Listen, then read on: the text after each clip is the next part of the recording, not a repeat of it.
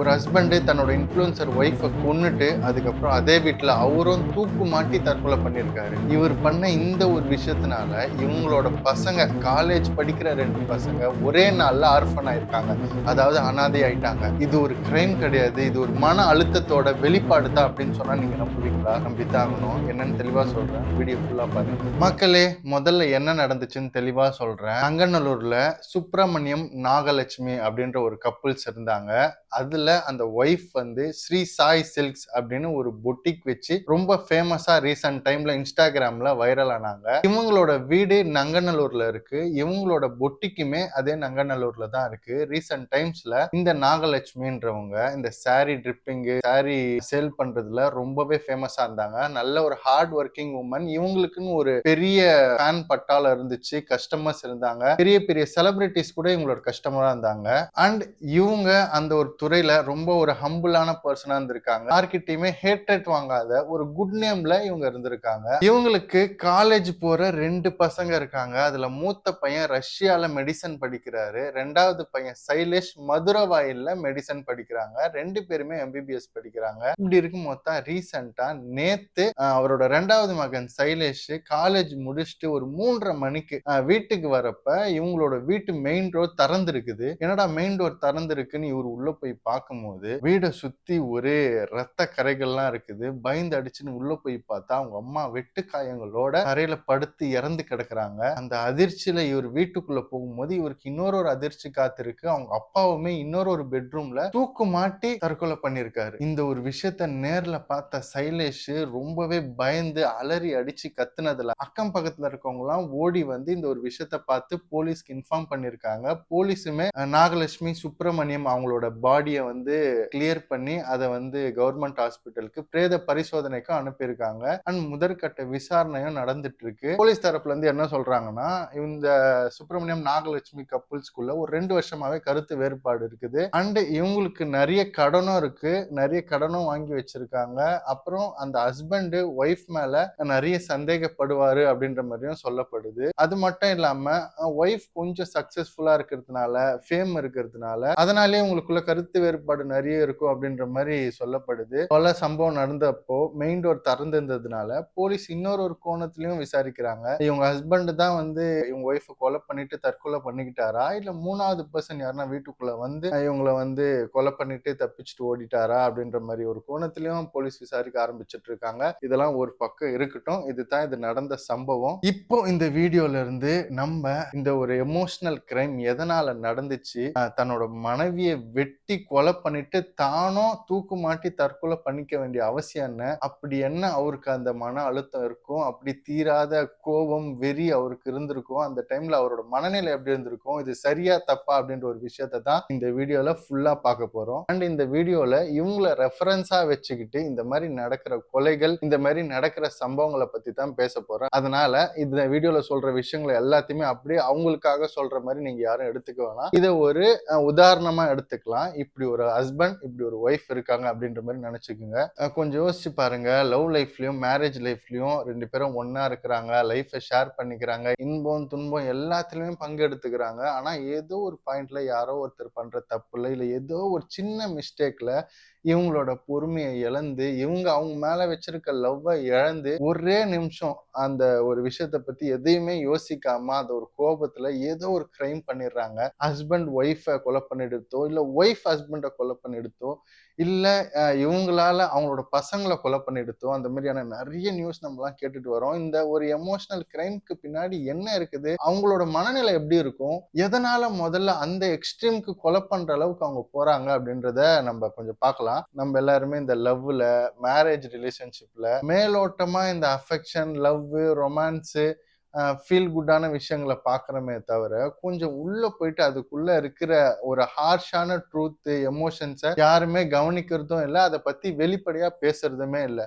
முதல்ல ஒரு ரிலேஷன்ஷிப்ல ஒரு ஹஸ்பண்ட் அண்ட் ஒய்ஃப்குள்ள இருக்கிற இன்செக்யூரிட்டி, பொறாம, அவங்கள இழந்துடுவோமோன்ற ஒரு பயம், யார் கூடனா அவங்க வந்து ரிலேஷன்ஷிப்ல இருக்கிறாங்களான்ற ஒரு சந்தேகம், இல்ல அவங்கள வந்து டாமினேட் பண்ற, அவங்களுக்கு ஃப்ரீடம் தராத ஒரு விஷயம், அவங்கள தன்னோட கட்டுப்பாட்டுக்குள்ளேயே வச்சுக்கணும் அப்படின்ற மாரி ஒரு எண்ணம். இந்த எல்லா விஷயமே ஒரு நாள்ல நடக்கிறது கிடையாது. அவங்களோட மேரேஜ் லைஃப்ல பல வருஷமா நடந்துட்டு இருக்க ஒரு விஷயம். இந்த மாரியான நெறைய வகையான எமோஷன்ஸ் எல்லாத்தையுமே பாதிக்கப்பட்ட கணவரோ, இல்ல மனைவியோ ரொம்ப நாளா மனசுக்குள்ள கேரி பண்ணுவாங்க. அது மன அழுத்தமா உள்ள மாறுறதுக்கான வாய்ப்பு நெறைய இருக்கு. அத வெளியில யார்கிட்டயும் சொல்ல முடியாம, அவங்களுக்குள்ளேயே அத வளர்த்து, வளர்த்து, வளர்த்து அந்த ஒரு விஷயம் ஒரு பெரிய வெறிச்செயலா உள்ள அடங்காத ஒரு கோபமா உள்ள அமைதியா மனசுக்குள்ளேயே ரொம்ப வருஷமா அடங்கி இருக்கும். இதெல்லாம் எதனால நடக்குதுன்னா, கணவன் மனைவியில யாரோ ஒருத்தர் பெரிய ஆளா இருக்கும்போது, இல்ல யாரோ ஒருத்தர் இவங்கள விட அழகா இருக்கும்போது, இல்ல யாருன்னா ஒருத்தர் ரொம்ப எக்ஸ்ட்ரோவர்ட்டா எல்லார்கிட்டயுமே சகஜமா பழகும்போது, யாரோ ஒருத்தருக்கு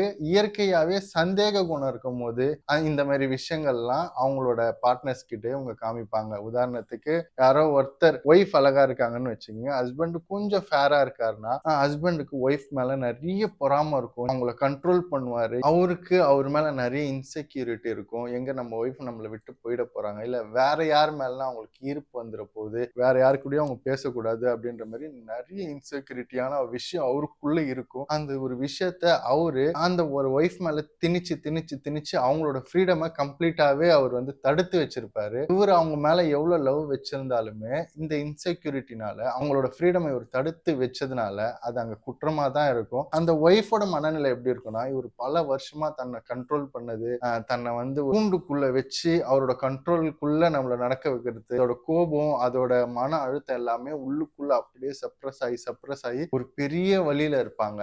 இப்படி அவருக்காக நிறைய தியாகம் பண்ணி, சரி ஓகே என்ன இருந்தாலும் நம்மளோட ஹஸ்பண்ட் நம்மள விரும்புறாரு, நம்மள இழக்க கூடாதுன்றதுக்காக இந்த மாதிரி ஒரு விஷயங்கள்லாம் பண்றாருன்னு ஒரு புரிதல்ல பல வருஷம் அவங்க கூட வாழ்ந்திருந்தாலும், ஏதோ ஒரு பாயிண்ட்ல அந்த ஒரு ஹஸ்பண்ட் இவங்களுக்கு துரோகம் பண்ணும் போதோ, இல்ல அந்த ஹஸ்பண்ட் இவங்களை ஏமாத்தும் போதோ, இவங்களுக்கு அந்த ஒரு பாயிண்ட்ல உள்ளுக்குள்ள இருக்க கோபம் மொத்தமா வெளிப்படும். இத்தனை வருஷமா என்னோட ஹஸ்பண்ட் என்ன விரும்பினாரு, அதுக்காக நான் ஒரு சில விஷயங்கள் எல்லாம் சாக்ரிஃபைஸ் பண்ணிட்டு என்னோட வாழ்க்கையை அவருக்கு அர்ப்பணிச்சிட்டு இருந்தேன். இப்படி இருக்கும்போது என்ன இவரு இவ்வளவு கண்ட்ரோல் பண்ணி டாமினேட் பண்ணி என்னோட ஃப்ரீடம் கெடுத்துட்டு இவரு வேற ஒருத்தர் கூட இப்படி தவறான முறையில இருக்கிறாரு, இல்ல ரிலேஷன்ஷிப்ல இருக்கிறாரு அப்படின்ற ஒரு விஷயம் தெரிய வந்ததுக்கு அப்புறம் அவங்களால அந்த ஒரு விஷயத்தை ஏத்துக்கவே முடியாது. அது ஒரு பெரிய கோபமா அவங்க மனசுக்குள்ள இருந்து வெளியில வரும். அதை ஏத்துக்க முடியாம தான் அந்த மொத்த இத்தனை வருஷத்தோட கோபத்தோட வெளிப்பாடு மொத்தமா வெளியில வந்து அந்த இடத்துல அது கிரைமா அங்க நடக்குது. ஸோ இந்த மாதிரியான எமோஷனல் கிரைம் ஒரே நாள்ல ஒரு சுச்சுவேஷன்னால நடக்கிறது கிடையாது. அந்த சுச்சுவேஷனுக்காக அவங்க இழந்த விஷயம்,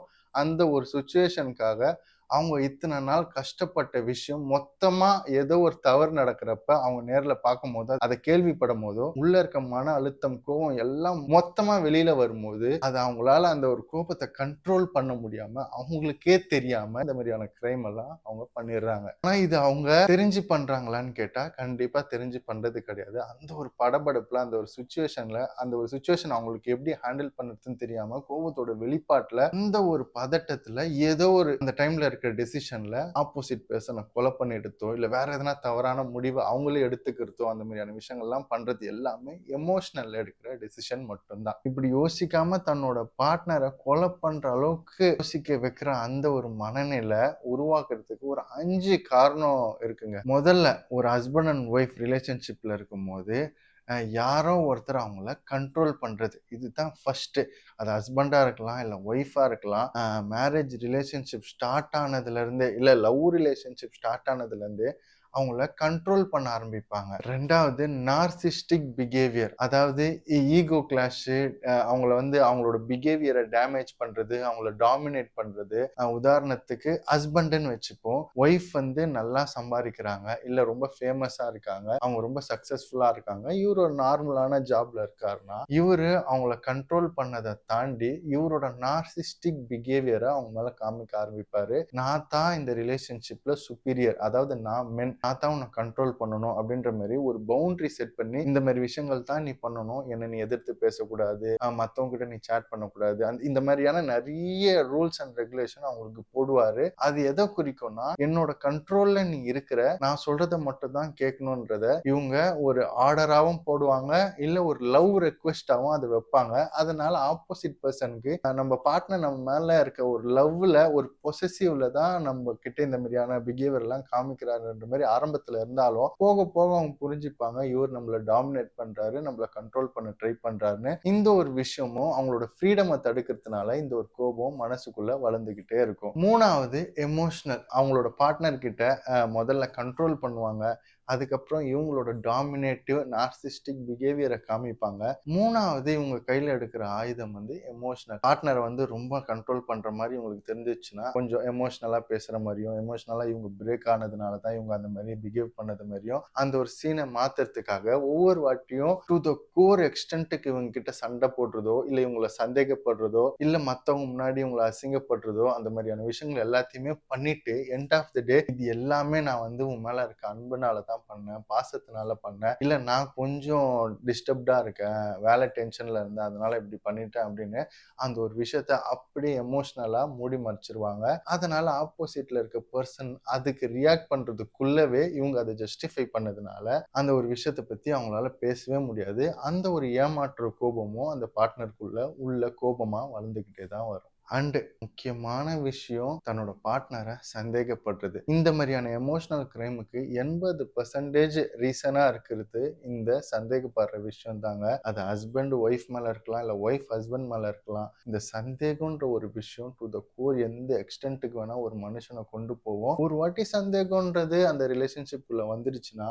அவங்க எது பண்ணாலுமே அவங்களுக்கு சந்தேகமா தான் தெரியும். அவங்க உண்மையா இருந்தாலுமே சந்தேகமா தான் தெரியும். இவங்க அவங்கள சந்தேகப்படுறதை தாண்டி ஆப்போசிட்ல இந்த ஒரு விஷயத்த ஃபேஸ் பண்ணிட்டு இருக்க அந்த பார்ட்னரு இவர் ஒரு ஒரு நிமிஷம் நம்மள சந்தேகப்படுறதுனால அவங்களுக்குள்ள நிறைய மன அழுத்தம் இதனால கிரியேட் ஆகும். அவங்க நினைச்ச எந்த விஷயத்தையுமே பண்ண முடியாது. ஒவ்வொரு நிமிஷமும் அவங்க வாழ்க்கையில எல்லாத்தையுமே பயந்து பயந்து பண்ற மாதிரி இருக்கும். ஒரு நார்மலா பண்ற ஒரு விஷயமே இவருக்கு தப்பான கோணத்துல இவர் பாக்குறதுனால அவங்க பயந்து பயந்து பண்றதுனால இவங்களுக்கு ஒரு பெரிய ஃபியர் இவங்க ஆழ் மனசுக்குள்ள வளர்ந்துகிட்டே தான் இருக்கும்.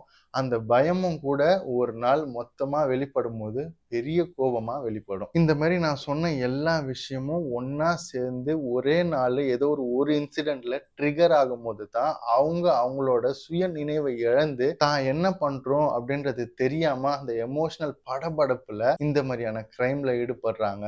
அது ஹஸ்பண்ட் ஒய்ஃப் கிட்ட ஏதோ ஒரு விஷயத்துல மாற்றுறதோ, இல்ல ஒய்ஃப் ஹஸ்பண்ட் கிட்ட ஏதோ ஒரு விஷயத்துல மாற்றுறதோ, அதை நேரடியா பார்க்கும் போதோ அந்த டைம் இவங்க பண்ண துரோகத்தை அவங்க ஏத்துக்க முடியாம இத்தனை வருஷம் இவங்க உள்ள அடக்கி வச்சிருந்த அந்த வலி, கோபம், அழுகை எல்லாமே ஒன்னா சேர்ந்து உனக்காகத்தானே நான் இவ்வளவு நாள் இது எல்லாத்தையுமே வந்து தாங்கிட்டு இருந்தேன், நீயே எனக்கு இப்படி பண்ணிட்டியே அப்படின்னு ஒரே செகண்ட் வெளிப்படுறது தான் இந்த மாதிரியான எமோஷனல் கிரைமுக்கான முக்கிய காரணமே. இப்படி அந்த மூமெண்ட்ல இவங்க ஏதோ ஒரு விஷயத்த பார்த்து கோபத்துல இருக்கும்போது இவங்க தன்னை மொத்தமாவே மறந்துடுவாங்க. இவங்களுக்கு எத்தனை பசங்க இருக்கிறாங்க, இந்த ஒரு விஷயத்த செய்யறதுனால பின்னாடி என்ன கான்சிக்வன்சஸ்லாம் இவங்க ஃபேஸ் பண்ண போறாங்க, இவங்க ஃபேமிலி பேக்ரவுண்ட் என்ன ஆகும், இவங்க ஃபேமிலி இதுக்கு அப்புறம் என்ன ஆகும், எல்லாத்தையுமே மறந்துடுவாங்க. இவங்களுக்கு அந்த ஒரு செகண்ட் நீ எனக்கு துரோகம் பண்ணிட்ட, நான் இந்த செகண்ட் ஏதோ ஒரு தவறான முடிவு எடுக்கத்தான் போறேன். ஒண்ணு நான் உன்னை சாகடிச்சிருவேன், இல்ல நான் என்ன நானே சாகடிச்சுப்பேன், அப்படி இல்லைன்னா நான் உன்னை சாகடிச்சுட்டு நானும் தற்கொலை பண்ணிப்பேன் அப்படின்ற மாதிரியான டெசிஷன் எடுக்கிறதுக்கு முக்கிய காரணமே இப்போ நான் சொன்ன இந்த விஷயங்கள்லாம் மட்டும்தான். இப்போ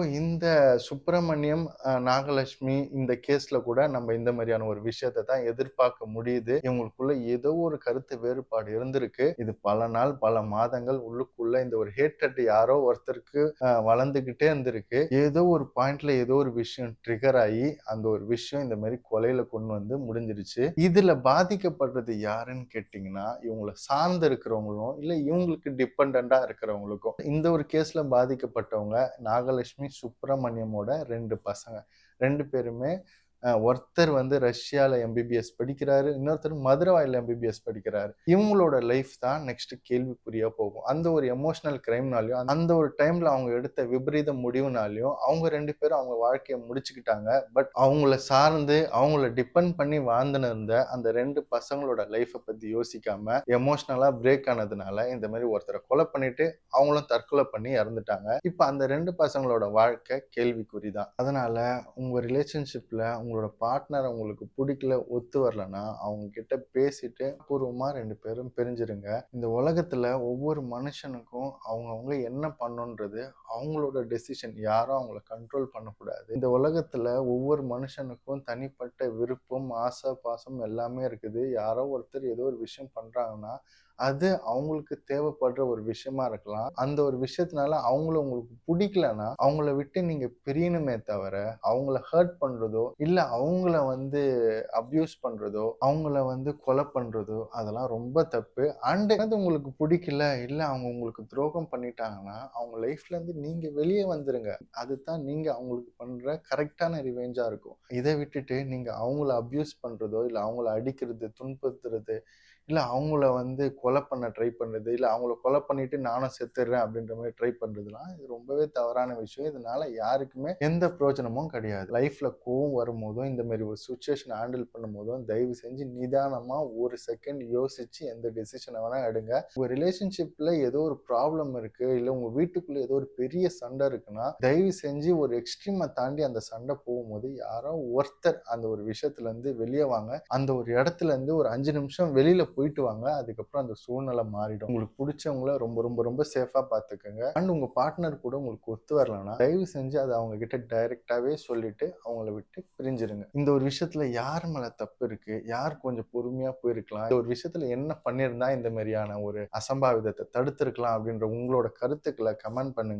நானும் மக்களும் பார்த்து தெரிஞ்சுக்கிறோம். சரி மக்களே, உங்கள அடுத்த ஒரு இன்ட்ரஸ்டிங்கான வீடியோல நான் சந்திக்கிறேன். Until then by from Isaac.